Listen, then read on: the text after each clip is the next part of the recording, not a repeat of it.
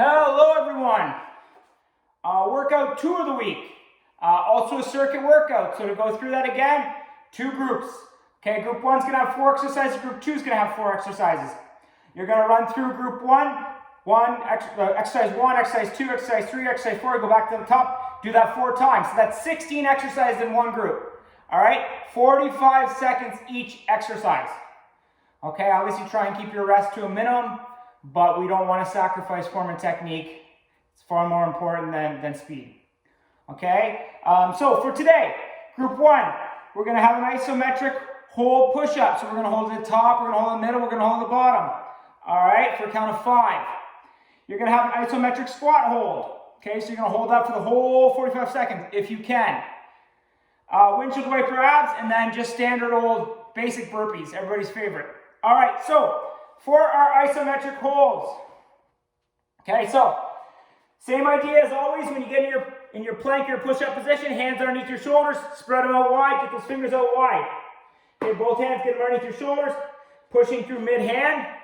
Okay, core tight, shoulder blades back. Okay, get up into your good plank position, drive those elbows in slightly.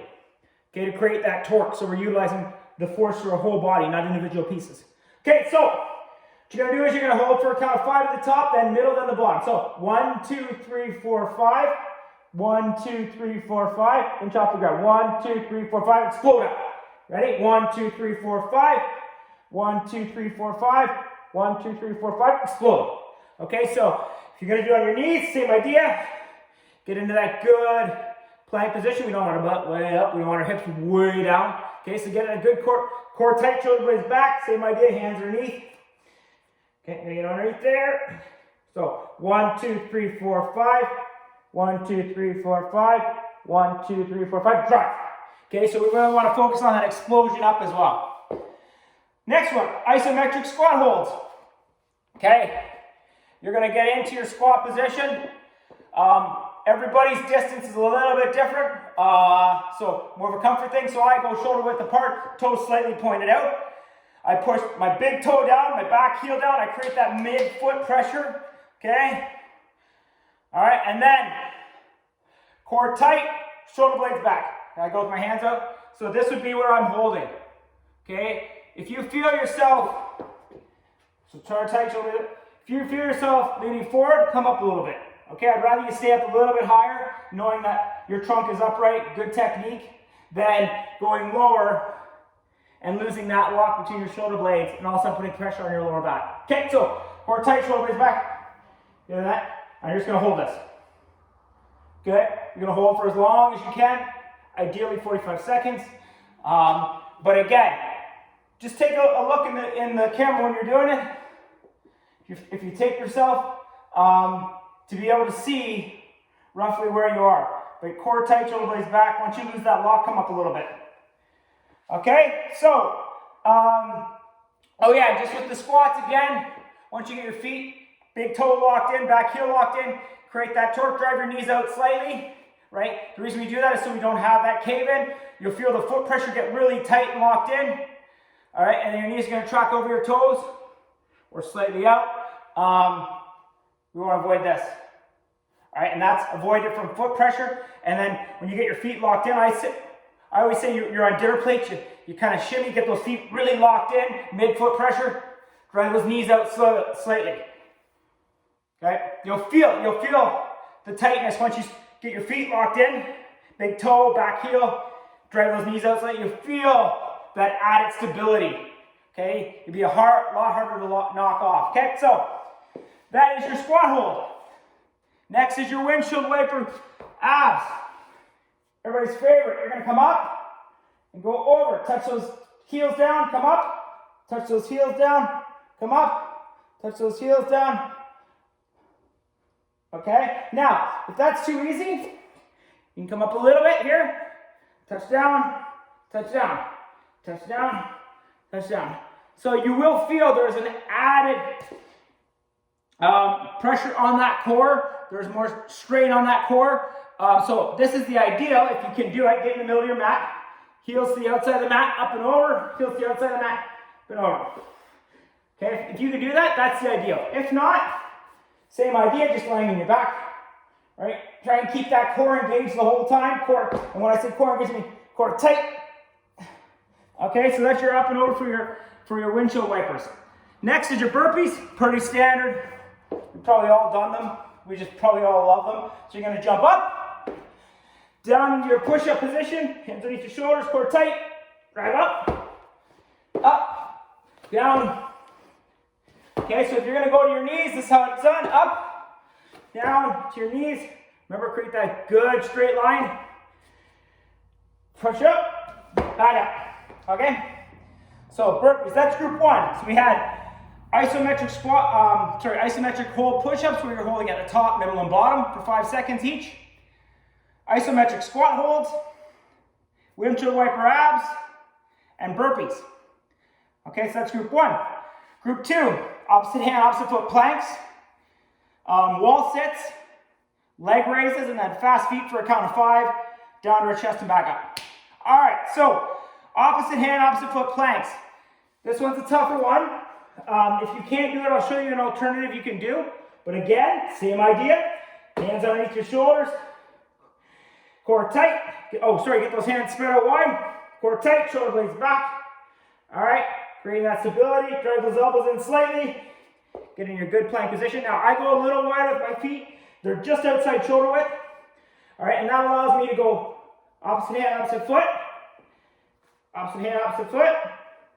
Okay, so this is it right here.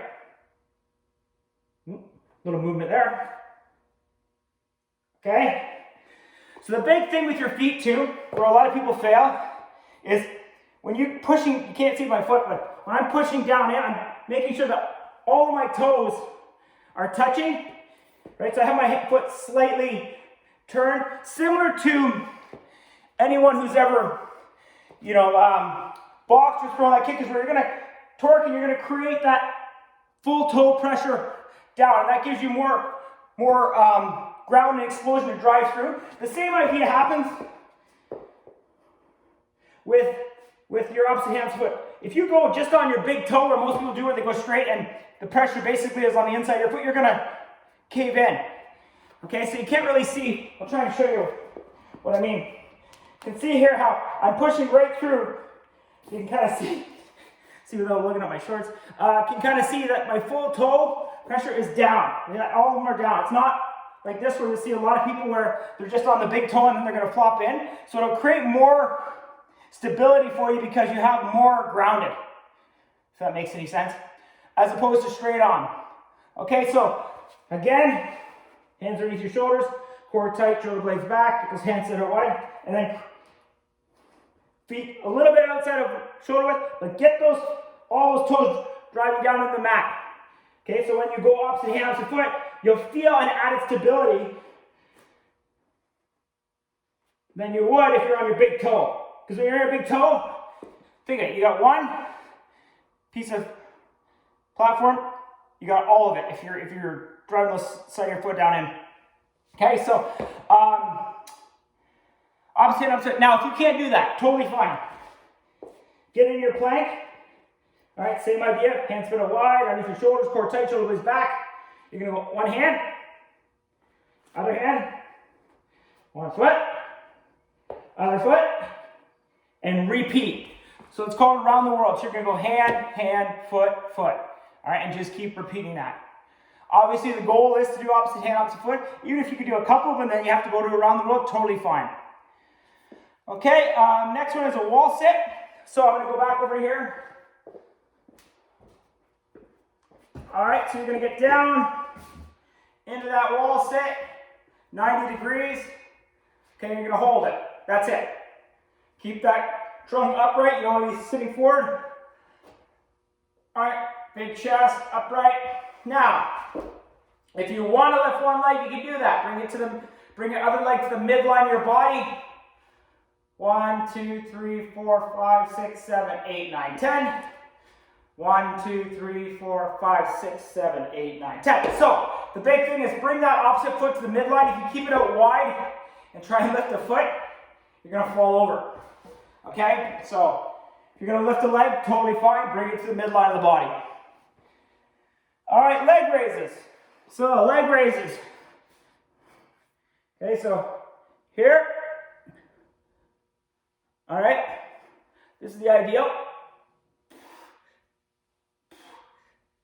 Okay, if that's not possible, hands down.